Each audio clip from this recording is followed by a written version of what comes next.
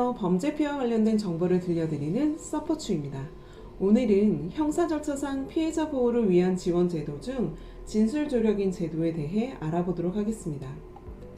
진술조력인 제도는 수사나 재판 과정이 피해자의 눈높이에 맞게 진행될 수 있도록 도와 성폭력 및 아동학대 사건의 진실을 밝혀내고 피해자에 대한 2차 피해를 방지하는 제도입니다. 진술조력인은 성폭력 범죄 또는 아동학대 범죄 피해를 입은 아동과 장애인이 경찰이나 검찰에서 조사를 받거나 법정에서 증언을 할 때 피해자와 수사 또는 재판기관 사이의 중립적인 위치에서 서로의 의사소통을 도와주는 전문가입니다. 일종의 범죄 피해 아동과 장애인의 통역사라고 할 수 있겠죠. 그렇다면 아동과 장애인의 의사소통을 보조하는 것이 왜 필요할까요?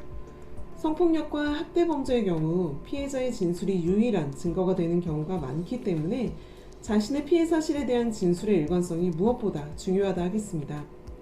하지만 아동이나 장애인 피해자는 자신의 피해 사실을 직접 표현해야 할 경우 의사 표현에 어려움이 있을 수 있고 여러 차례 이루어지는 진술에 있어 일관되지 않을 경우 신빙성이 인정되지 않아 피고인에게 무죄가 선고되는 경우도 있습니다. 이러한 억울한 일을 방지하기 위해서 피해자의 특성을 잘 이해하고 형사사법 절차, 심리 등의 전문 지식을 갖춘 진술조력인의 도움을 받는다면 피해자가 수사나 재판 과정에서 자신이 겪은 일에 대해 풍부하고 자유로운 진술을 할 수 있으며 진술의 증명력도 확보될 수 있고 사건의 진실을 밝히는 데 많은 도움이 될 수 있을 것입니다. 성폭력 범죄 피해자, 아동학대 범죄 피해자, 참고인, 증인 중 13세 미만의 아동 또는 범죄 피해자인 장애인 중 의사소통이나 의사표현에 어려움이 있는 경우 무료로 진술조력인의 도움을 받을 수 있습니다. 반드시 장애 등급이 있을 필요는 없고 장애가 의심되는 경우에도 폭넓게 지원됩니다. 진술조력인 지원 절차를 살펴보면 수사기관 또는 법원에 구두나 서면으로 진술조력인 선정을 신청하면 진술조력인을 선정하게 되는데 수사기관 또는 법원이 피해자에게 진술조력인이 필요하다고 판단하는 경우 직권으로도 선정할 수 있습니다. 피해자의 특성, 심리상태, 장애 등을 미리 알려주면 피해자에게 보다 더 적합한 전문성을 갖춘 진술조력인을 선정하는 데 참고할 수 있습니다. 진술조력인은 조사 또는 증언 전 피해자와 면담을 거쳐 피해자의 심리상태, 의사소통 능력 등을 파악합니다.